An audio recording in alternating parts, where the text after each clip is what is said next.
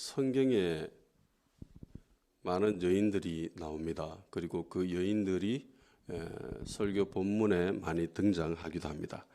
그리고 이 여인도 마찬가지죠. 수르보니게 여인이라고 알려져 있는 이 여인은 많은 목사님들이 설교에서 많이 인용하고 있는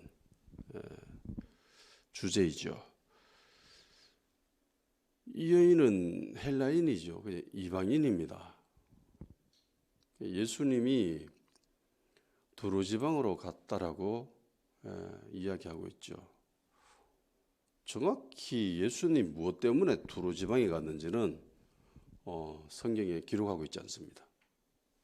그런데 우리가 알 수 있는 것은 한 가지 있죠. 그게 뭐냐면은 주님이 아무도 모르게 하려 하셨다라는 거죠.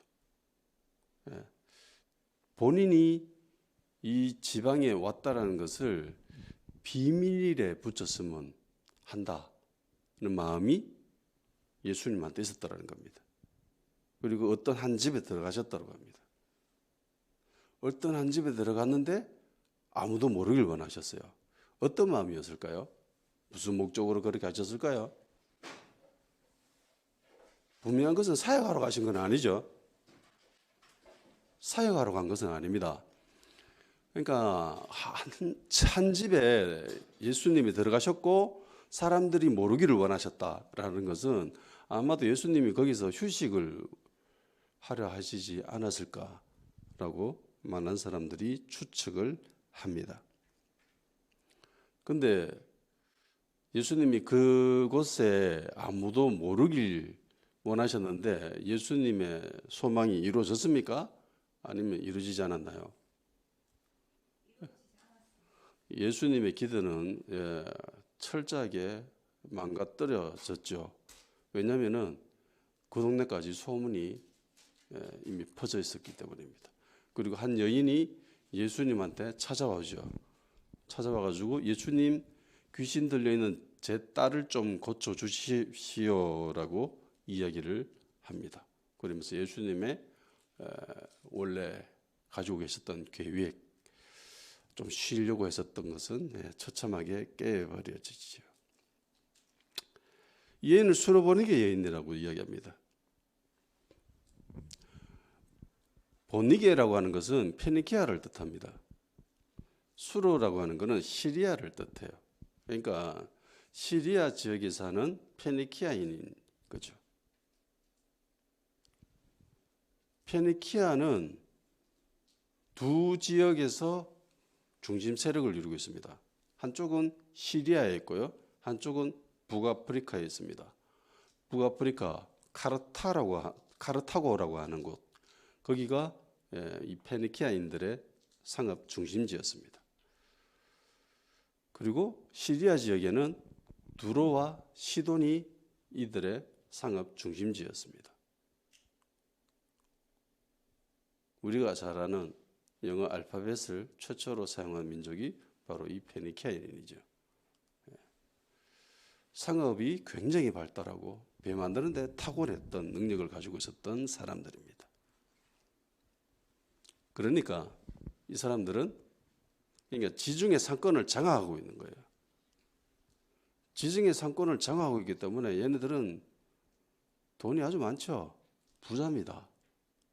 페니키아인이라고 하면은요, 부자를 뜻합니다. 돈이 아주 많은 것을 이야기해요.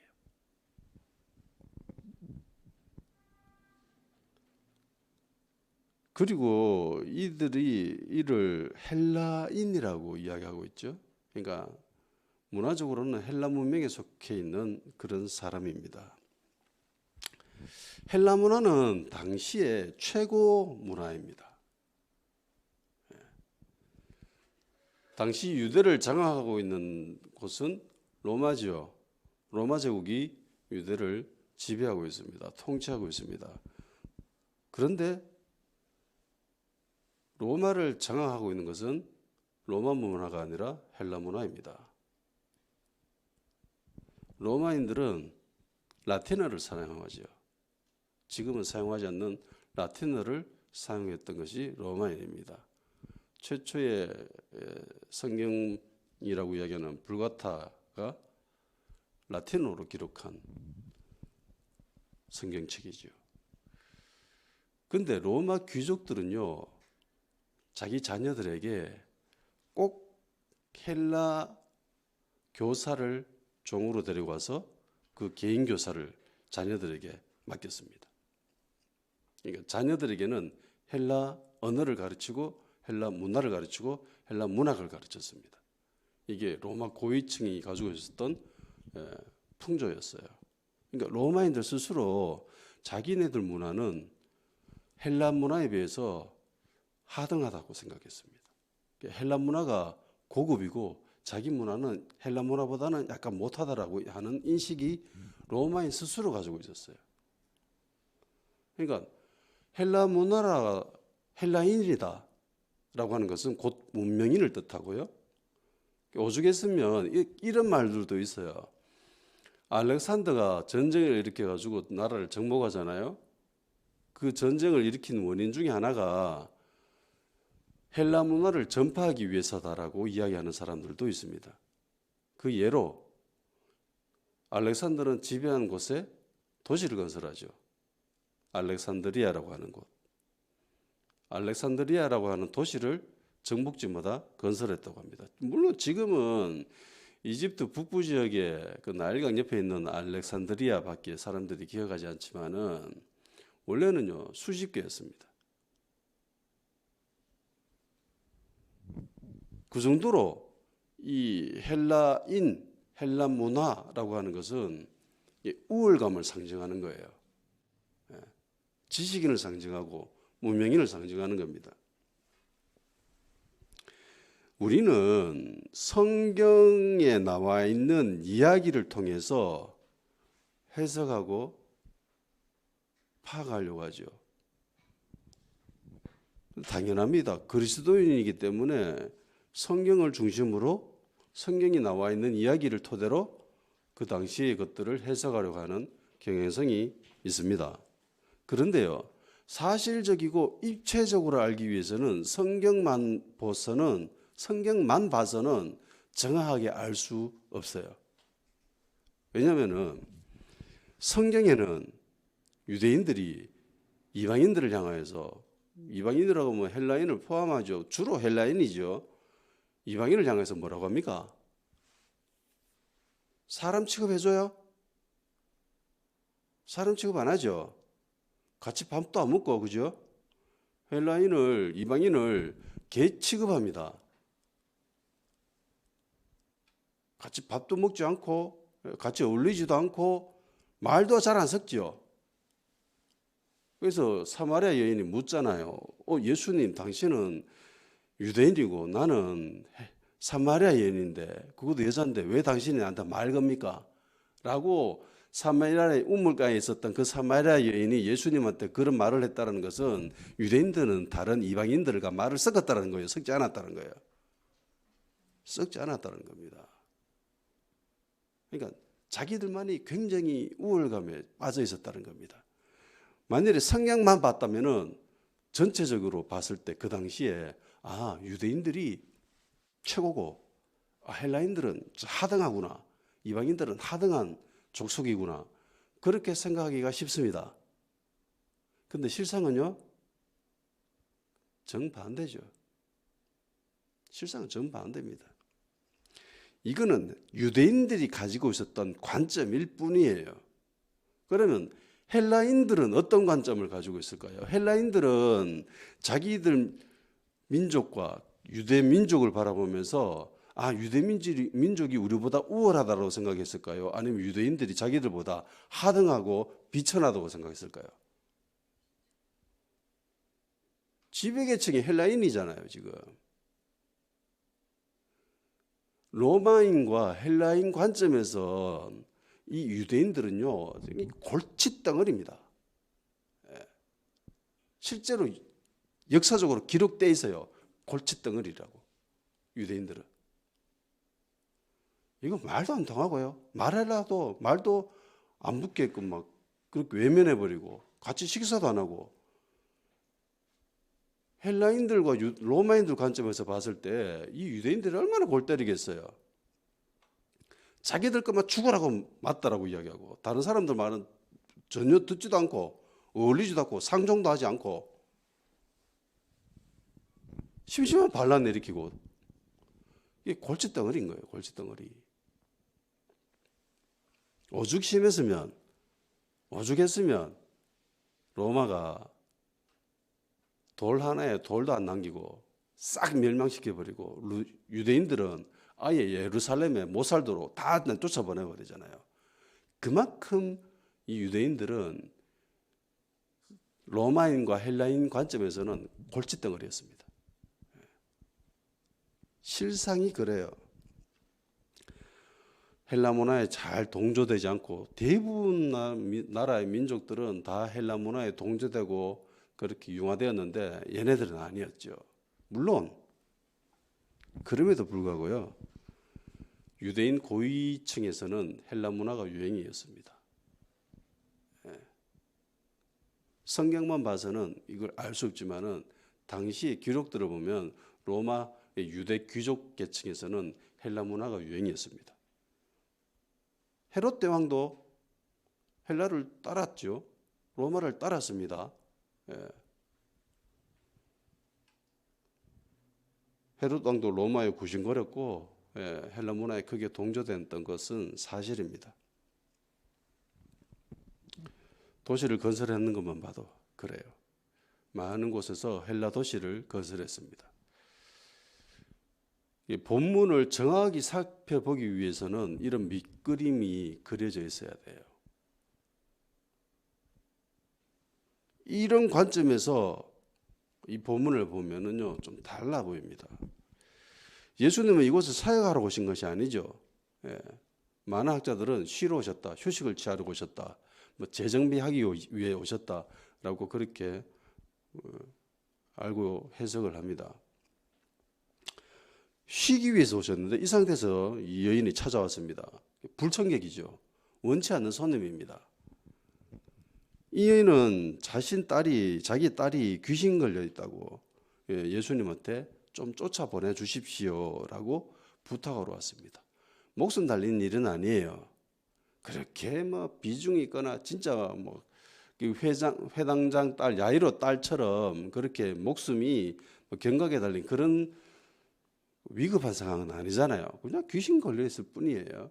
어떤 귀신들이 들려가지고 뭐 상황이 어떤지는 알 수 없지만은 그냥 기록되어 있는 것으로만 봐서는 그냥 귀신 들려 있다. 귀신 내쫓아 주십시오. 그 정도 수준인 거예요. 부탁했습니다. 예수님한테 정중하게. 근데 예수님은 어떻게 대하십니까? 이 여인을 부탁을 들어줘요, 안 들어줘요? 안 들어주죠. 안 들어줍니다. 부탁을 거절하죠. 근데 좋은 말로 거절하지 않지요. 보통 아는 어떤 사람이 나한테 어떻게 좀 이 부탁 좀 들어주세요라고 했을 때 그 사람에게 상처를 주지 않기 위해서는 좋은 말로 하죠. 아, 제가 지금 시간이 좀 바빠서 시간이 안 나네요. 뭐 이런 식으로 이렇게 둘러대는 그런 경우가 많은데 예수님은 이 여인을 향해서 상처 주려고 거절합니다. 상처 받게끔 거절하지요. 아주 매몰차게 거절해 버립니다. 예수님에게 이런 모습을 본 적이 있습니까?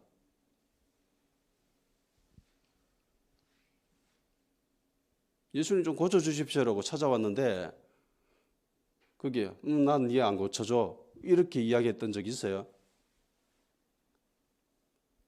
한 번도 없죠. 모두 다 나음을 얻었다 그렇게 되어 있습니다. 모두 다 성함을 받았다라고 되어 있어요. 그런데 이 여인에게는 아주 매몰차게 대하십니다. 27절에 이렇게 되어 있지요. 예수께서 이르시되 자녀로 먼저 배불리 먹게 할지니 자녀의 떡을 취하여 개들에게 던짐이 마땅치 아니하니라. 아멘. 예수님은 이 여인을 향해서 뭐라고 이야기합니까? 너 개야. 넌 개라고 얘기합니다. 내가 주는 것은 자녀들한테 주려고 왔지 개한테 주려고 개한테 주려고 하는 건 아니야 라고 이야기하십니다. 상처 주려고 대답하셨죠. 그죠? 이 여인이 실족하게끔 그렇게 대하셨습니다. 이 여인이 낙담하게끔 예수님은 대답하셨어요. 사람을 향해 놓고 대놓고 개라고 하잖아요. 이제까지 예수님의 모습하고는 너무나 다릅니다. 예수님이 유대인에게만 복음을 전하기 위해서 이러신 것은 아닙니다. 예수님은 의도적으로 상처를 주고 실족해 하려고 하신 것 같아요. 이럴 때가 있습니다. 예수님을 향한 이미지는 사랑의 주님, 화해의 주님, 용서의 주님, 평안의 주님, 기쁨의 주님, 그런 것들이죠. 좋은 것들입니다. 용서하시고 긍휼히 여겨주시는 그런 주님. 우리는 예수님을 향한 이미지가 이런 좋은 것들로 가지고 있지요. 그런데 예수님은요, 많은 사람들에게 상처를 줍니다. 그리고 많은 사람들에게 실족하게끔 하실 때가 굉장히 많아요. 예수님한테 제일 많이 상처받은 족속들이 있습니다. 그룹이 있습니다. 그들이 누구일까요? 결국은 열받아가지고 예수님 죽이려고 하지요. 바리새인들입니다.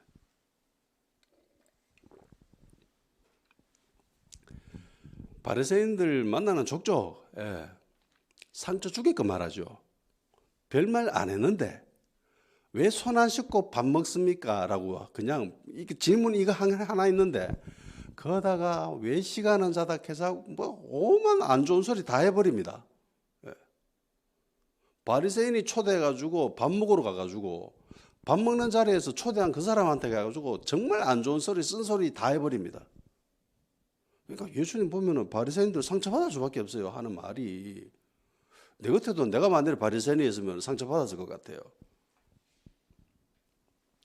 바리새인들의 아주 매몰차게 상처받게끔 그렇게 말씀하셨습니다. 세례 요한은 예수님한테 상처받았을까요? 안 받았을까요? 상처받았습니다. 세례 요한이 감옥에 갇혀가지고 제자를 예수님한테 보내죠. 우리가 딴 사람 기다려야 됩니까? 당신이 그분 맞습니까? 라고 질문을 합니다. 세례 요한이 왜 그런 질문을 할까요? 실족에 있으니까. 분명히 접대 봤을 때 그 예수님은 성령님이 임하셔가지고 내가 저 사람이라고 이야기를 했는데 감옥에 있다 보니까 이상한 것 같아. 나한테 한 번도 면회도 안 오시고. 그래서 제자들을 보내지요. 당신이 맞냐? 예수님은 베드로에게도 상처 주시지요. 상처받기로 치면은 베드로가 최고로 상처받아야 됩니다. 예수님 베드로한테 뭐라고 하지요? 사탄아 내 뒤로 물러가라. 너는 사람의 일을 생각한다. 하나님의 일은 생각도 안 하네. 이러면서 베드로 보고 사탄이라고 하죠. 물론 베드로를 직접 이야기한 건 아니지만은 어쨌든 베드로 입장에서 예수님한테 그런 말을 들으면은 상처받을까요? 충분히 상처받을 만한 말이죠. 그리고 예수님이 사랑했던 관계에 있었던 사람들에게도 상처를 줍니다. 그게 마르다와 마리아. 자기 동생이 죽지요. 예, 죽습니다. 그래서 사람을 보내지요. 죽게 되었으니까 예수님한테 사람을 보내서 빨리 와서 제 동생을 좀 고쳐주세요 라고 사람을 보냅니다. 근데 예수님이 그 소리를 듣고 금방 와요? 아니면 며칠 더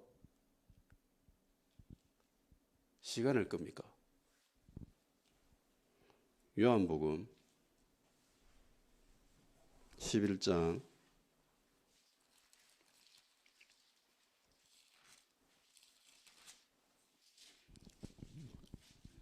요한복음 11장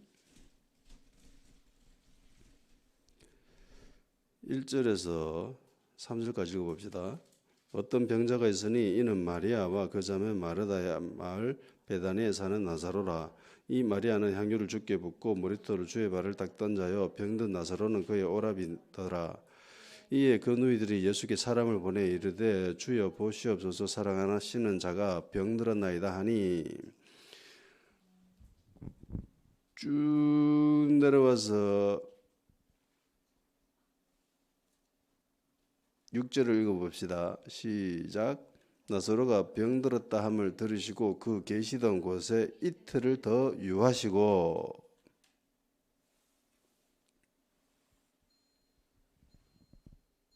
그리고 가지요. 갔는데 나사로가 어떻게 됐죠? 죽었습니다. 마리아와 마르다가 상처 받았을까요? 안 받았을까요? 당연히 상처받았습니다. 당연히 상처받았죠.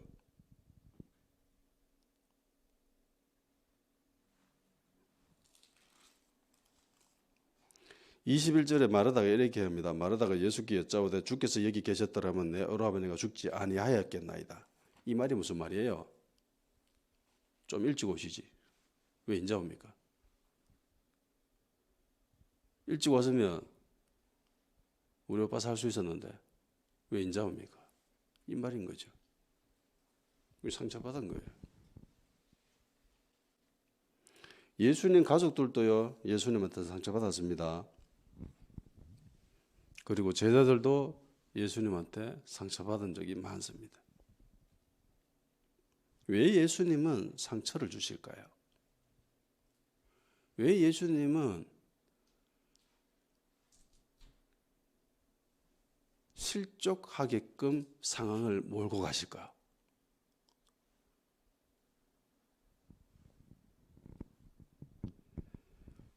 실족해 있던 세례 요한에게 향한 예수님의 말씀입니다. 누가복음 7장 22절을 23절까지 읽읍시다. 누가복음 7장 22절에서 23절입니다.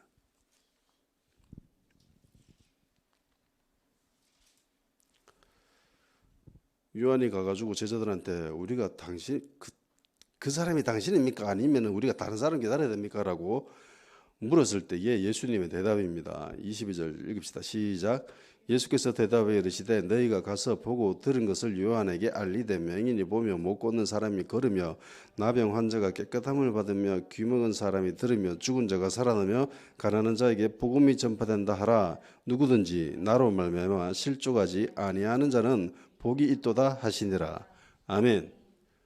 예수님이 나로 말미암아 실족하지 않는 자는 복이 있다라고 하는 것은 요한이 지금 실족한 상태라는 거죠. 그런데 실족 안 하면, 실족 당하지 않으면 복이 있다라고 얘기합니다. 실족하지 않으면 복이 있습니다. 그런데요, 처음부터 예수님이 실족하지 않게끔 상처 안 주면 되는 거잖아요.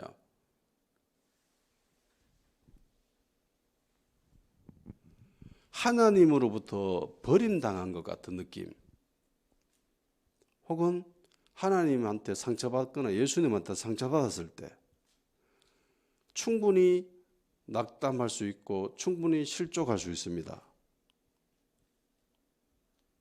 이런 일이 일어나지 않으면 좋을 텐데 일어나죠. 일어납니다. 얼마든지 일어납니다. 아브라함이 그랬죠. 아브라함의 인생을 보세요. 하나님한테 상처 받을 만하죠. 아들을 준다고 했습니다. 근데 아들 안 주죠. 10년 동안. 10년이 돼서야 이삭을 낳죠. 근데 그 이삭을 또 제물로 바치러 갑니다. 상처 받을 만하죠. 실족할 만하죠. 요셉이 그랬죠. 하나님이 주신 꿈을 꿨습니다. 근데 어떻게 되죠? 자기 형들이 자기를 죽이려고 합니다. 그러다가 이집트에다가 팔아버리죠. 거기서 종살이를 하고 있습니다. 정말 열심히 해가지고 겨우 괜찮아질 때쯤 돼가지고 한 여인의 게임에 빠져가지고 상황이 더 안 좋아지죠. 그 감옥 안에서도 꿈을 해몽함으로 인해 가지고 한 사람은 복직당하고 한 사람은 사형당했습니다. 복직당하면 나를 꼭 기억해 주세요라고 신신당부했습니다. 근데 그 사람 기억합니까? 기억 안 하죠. 세월이 한참 지나야 그래야 겨우 기억하고 그 과정 속에서 이제 요셉의 마음은 어떨까요? 충분히 실족할 만하죠. 그 상황 속에서 난 하나님한테 버림당했구나라는 생각 안 들까요? 충분히 들만하죠. 충분히 낙담할 만하고 충분히 실족당할 만합니다. 모세도 그렇죠. 모세는 모세 스스로 자기 정체성을 정확하게 알고 있었습니다. 그래서 하나님이 나로 통해서 이 애굽에 있는 이스라엘 백성을 인도해내야 되겠구나라는 생각을 어릴 때부터 가지고 있었습니다. 그래서 그 이유로 자기 민족을 때리고 있었던 그 애굽인을 쳐서 죽인 거예요. 그런데 상황이 어떻게 돼요? 이상하게 흘려가죠. 결국은 광야로 도망칩니다. 광야에서 무려 40년 동안 있었습니다. 40년 동안 있어서 이제 할배가 되었어요. 80할배입니다. 할배가 다 됐는데 하나님 나타나가지고 애굽 땅에 있는 이스라엘 백성을 인도해내라고 합니다. 모세가 좋아했어요. 오케이 좋습니다 하나님. 내 옛날부터 이거 소원이었습니다. 내 평생 꿈이 이스라엘 백성을 인도해내고 이끌어내는 거였는데 마침 잘 됐네요. 이렇게 이야기해요? 거절하죠. 그것도 계속 거절합니다. 3번이나 거절합니다. 왜 거절해요? 상처받았으니까. 낙담했으니까. 실족했으니까. 하나님으로부터 상처받고 낙담할 만한 상태, 실족할 만한 상태에 빠진 사람들 얼마든지 있을 수 있습니다. 당신은 신앙이 없어서 믿음이 없어서 실족했군요. 낙담했군요. 아니요. 얼마든지 그럴 수 있어요. 아브라함이 그러고 요셉도 그랬고 모세도 그랬고 우리가 신앙의 위인이라고 불리는 그런 사람들의 모습을 보면은요. 하나님으로부터 버림당했을 것 같고 그것 때문에 아파하고 괴로워하고 주님으로부터 상처받아가지고 아팠던 그런 사람들이 정말 많아요. 실족하는 것은 믿음이 없는 사람이 하는 짓이에요. 몰라서 그런 겁니다. 진짜. 그런데 그런 상황 속에서도 결국은 믿음으로 승리한 사람들인 거죠. 주님이 외면하고 혹은 상처를 주고 하나님으로 버림받았을 것 같고 주님은 실족하라. 너 이 정도면 실족할 만하지. 실족해. 라고 그렇게 몰아가시는 듯하지만은 실상은 그렇지 않더라는 겁니다. 마귀는 그런 상황에서 우리한테 실족해, 낙담해, 모든 걸 포기해, 쓰러져, 그렇게 이야기하지만은 주님은 그런 상황으로 몰고 가시면서 자, 믿음으로 일어나야지, 그렇게 말씀하시는 거예요. 전진하라고 하십니다. 승리하라고 하십니다. 수로보내기 여인이 딱 그래요. 그냥 상처 안 받을 만한 그런 말 해도 되잖아요. 나 지금 쉬러 왔거든. 나중에 좀 며칠 있다가 오느라 라고 하던가. 이렇게 좋은 말로 이야기해도 되는데 꼭 상처 받게끔 말하죠. 너 걔잖아. 너 걔한테 줄 거 없어. 진짜 상처 받을 만하게끔 그렇게 말씀을 하십니다. 이게 예수님이 이 여인이 상처받으라고 이야기하시는 거예요.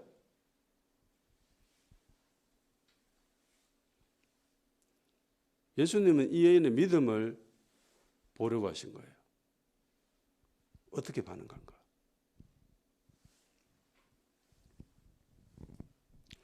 가뭄을 경험해 보지 못한 나무는요, 뿌리를 깊이 내리지 못합니다. 뿌리를 깊이 내리지 못하는 나무는 바람이 불고 태풍이 불 때 쓰러지죠. 넘어집니다. 주님께 상처받지 않았다고 하면은 아마 아직 신앙이 미숙한 거예요. 신앙이 아직 깊지 못하다라는 반증입니다. 또는 믿음이 너무 탁월해가지고 그럴 수도 있겠지요. 그런데 하나님의 자녀라면은 반드시 이런 연단을 거칩니다. 이런 시련을 거쳐요. 시련이 꼭 마귀로부터 오는 게 아니죠. 대부분의 시련, 시험, 연단은 하나님으로부터 옵니다. 믿음의 자녀가 됐다라는 표징이에요. 야곱이 장자권을 획득하자마자 광야로 쫓겨나죠. 믿음이 사람이 되었다라는 표징입니다. 히브리서 12장 6절을 읽어봅시다.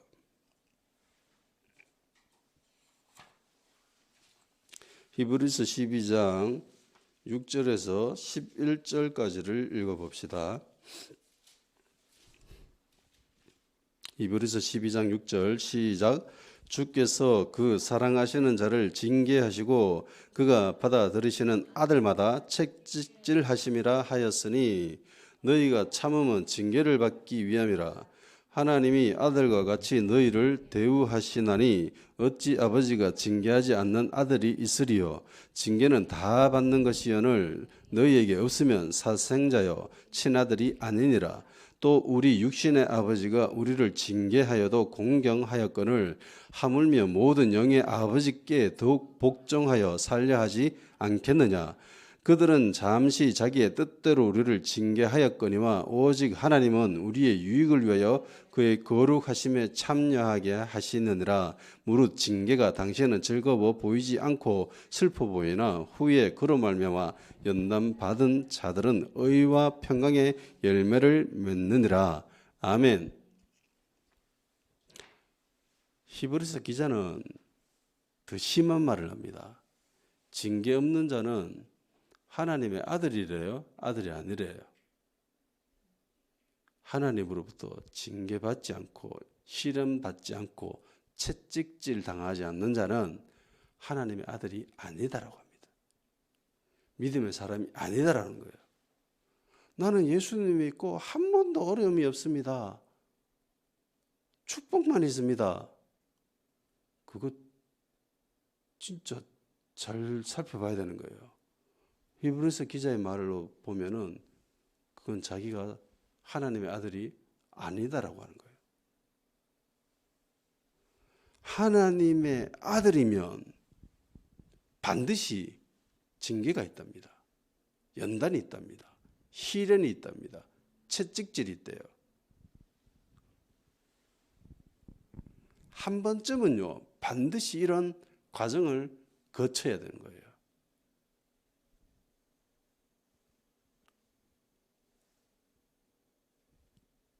이런 속에서도 믿음으로 승리하시기를 주님의 이름으로 축원합니다. 실족한다, 낙담한다라고 하는 것은 대체로는 내 방식과 하나님의 방식이 달랐을 때 상처를 받기도 하고 낙담하기도 하고 실족하기도 합니다. 아브라함의 실족은 하나님의 때에 관한 거였죠. 하나님의 때가 자기가 생각하고 있었던 때가 달랐다는 거죠. 실족하는 것은 하나님의 방법과 내 방법이 다를 때이거나 혹은 하나님의 시간과 내 시간이 다를 때 그때 사람들은 많이 실족합니다. 낙담합니다. 근데 하나님은 알파요 오메가이시지요. 시작인과 동시에 끝이십니다. 하나님 관점에서는 그건 전혀 실족이 아닌 거예요. 낙담이 아닌 겁니다.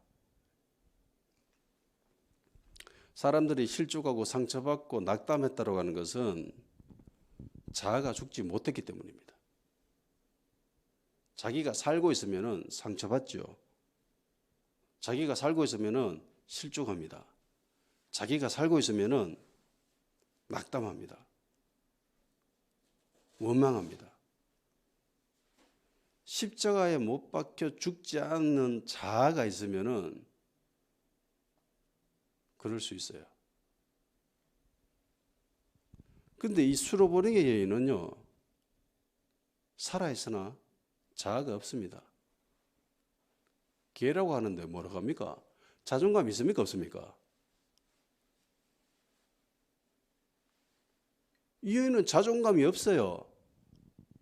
진짜 자존감은 그냥 말 그대로 개나 줘버렸습니다. 예수님이 이 여인을 향해서 넌 개라고 하는데 예, 저 개 맞아요. 이렇게 이야기합니다. 나 개 맞아요. 이렇게. 자신을 향해서 개라고 하는데 상처는 안 받고 오히려 예, 맞아요. 라고 이야기해버리고 더 나가죠. 개들도 주인의 상에서 떨어지는 부스러기는 먹잖아요. 그거라도 주세요. 이 여인은 예수님이 자신을 향해서 개라고 이야기하는데 원망하거나 불평하지 않습니다. 앞서 우리가 봤잖아요. 페네키아인이 어떤 민족이라는 거. 페네키아인은 다 부자입니다. 엄청난 부자예요. 돈이 많습니다. 그리고 이 여인은 헬라인이에요. 헬라인은 유대인을 굉장히 하등한 민족으로 보고 비천한 민족으로 봐요. 근데 자기가 보통 대부분 사람들이 다 그렇게 보는데 이 여인은 예수님이 이 여인한테 뭐라고 합니까? 반대로 닌 개라고 이야기하죠. 근데 이 여인은 충분히 문화적으로 모든 관점에서 우월한 존재임에도 불구하고 예수님을 향하여서 예, 저 개 맞아요 라고 얘기합니다.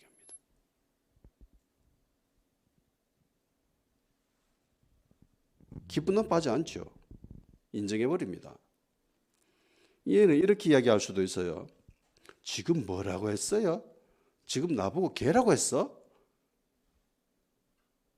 내가 딸 때문에 웬만하면 참으려고 했는데 아, 당신 진짜 싸가지가 없네요.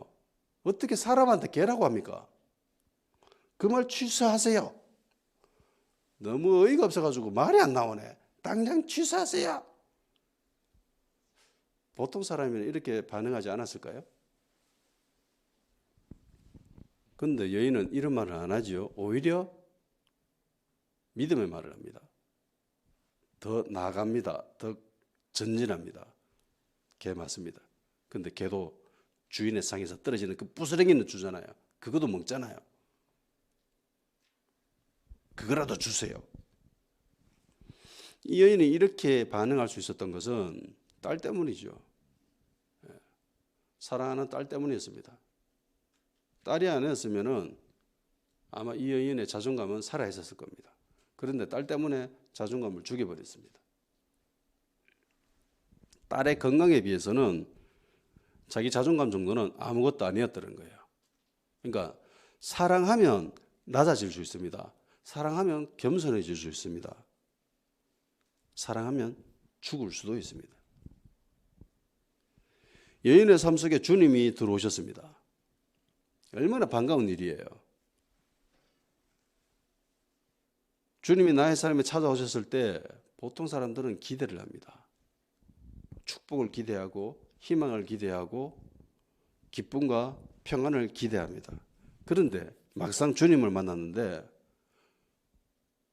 주님이 우리에게 상처를 주시고 낙담할 만한 그런 상황으로 몰아가십니다. 그럴 때 우리는 어떻게 해야 될까요? 예수님은 왜 이렇게 하실까요? 우리는 이 본문에서 은혜 받는 법을 발견할 수 있습니다.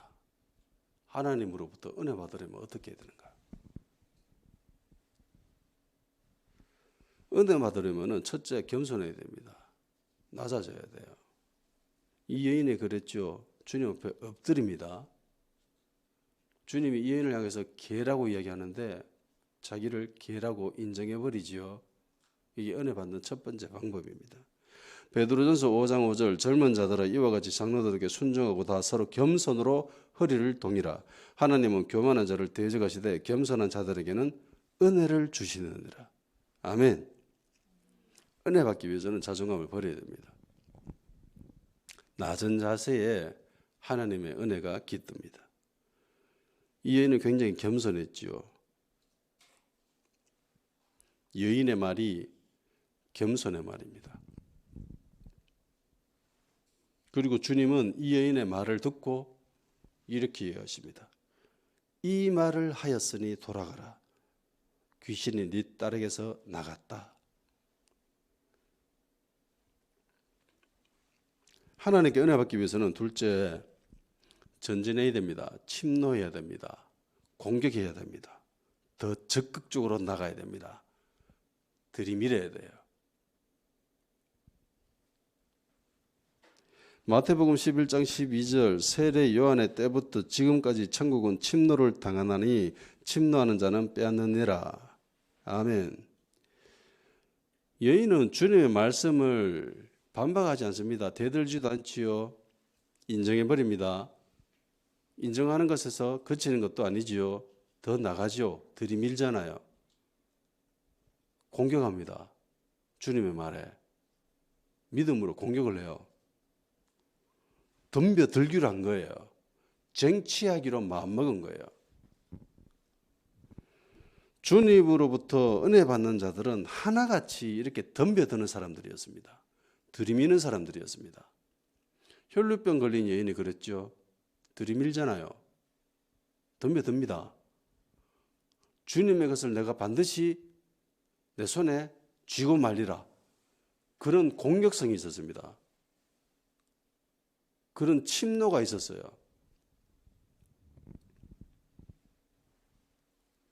어떻게 보면은요, 굉장히 무례하게 보일 수 있죠. 혈루병 걸린 여인, 그리고 봉사, 문둥병 걸린 사람들, 하나같이 보통 사람들이 봤을 때는 무례하기 짝이 없습니다. 자기밖에 모르는 듯 합니다. 굉장히 이기적인 모습을 보일 때도 있죠. 그런데 주님은 그들을 보고 야, 니 참 무례하네. 니 왜 이래 예의가 없나? 니 왜 이래 니밖에 모르고 이기적이고 그렇게 이야기하십니까? 단 한 번이라도 그렇게 반응하셨던 적이 있어요? 없습니다. 뭐라고 하세요? 모든 그런 이들을 보면서 주님이 동일하게 하신 말씀이 있습니다. 네 믿음이 너를 구원했다. 주님은 그들의 공격성을 보고 그들의 그 쟁취하려고 하는 그 모습을 보고 무례하다고 예의 없다라고 이야기하는 것이 아니라 믿음이라고 이야기하십니다. 오히려 칭찬하십니다. 네 믿음이 너를 구원하였다. 무례가 아니라 믿음인 거예요. 혈루병 걸린 여인도 무례가 아니라 믿음이었습니다. 문둥병자도 무례가 아니라 믿음이었습니다. 그러니까 믿음이라고 하는 것은요, 세련되거나 품이 있는 게 아니에요. 주님의 제자들조차 주님 자들 좀 시끄럽습니다. 너무 시끄럽습니다. 좀 조용하라고 하시죠. 라고 할 정도로 무례했습니다. 예의가 없었어요. 그런데 예수님은 칭찬하십니다. 믿음이 있다라고 이야기하십니다. 그러니까 믿음이라고 하는 것은요, 굉장히 야생적입니다. 굉장히 어지럽고요. 품위가 없어요.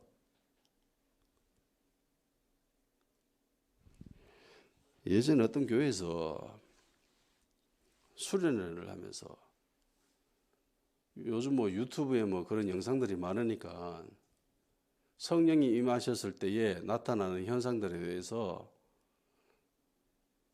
영상들을 좀 보여줬어요. 물론 사람들이 충격을 먹더라고. 그리고 난 뒤에 부장 집사님이라는 분이 이야기를 하더라고.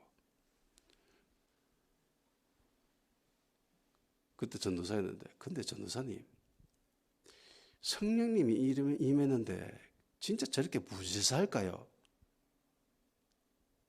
라고 묻는 거예요. 그래서 제가 이야기했죠. 집사님, 마가다락방에 성령님이 임했을 때 사람들이 왜 술 취했다라고 이야기했을까요? 성령 충만하면 진짜 그렇게 세련될까요? 품이 있을까요? 제가 반문했습니다. 성령님이 임하면은 교회가 굉장히 품이 있고 질서 있고 세련돼 보일까요? 세련되게끔 그렇게 사람들이 그렇게 반응할까요? 절대로 안 그래요. 굉장히 무지사합니다. 오죽했으면 술 취했다라고 이야기할까요? 믿음이란 품이 있는 거나 뭐 세련되거나 그런 게 아니라는 거예요.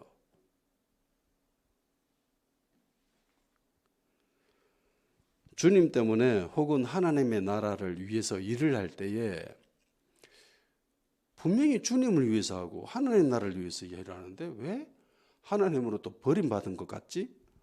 왜 예수님이 나에게 상처를 주시지? 왜 예수님, 주님이 나를 실족할 만한 이런 상태로, 이런 코너로 몰아가시지? 왜 나는 벼랑 끝에 있는 것 같지? 그런 기분이 들 때가 있습니다. 그런 상황으로 몰고 가실 때가 있어요. 얼마든지 그럴 수 있습니다. 주님이 그렇게 하시는 거는요, 은혜 주시기 위해서입니다. 믿음으로 승리하라고 하시기 때문입니다. 전진하라고 하시기 때문입니다. 결국 아브라함은 10년 만에 이삭을 얻었고요. 결국 모세는 하나님의 때에 백성들을 인도해냅니다. 요셉도 하나님의 방법과 하나님의 때에 그 꿈이 이루어지는 것을 경험하게 되죠. 신실하신 주님을 신뢰하십시오. 그분만 의지하십시오. 그리고 기억하십시오. 은혜 받으려면 겸손해야 됩니다.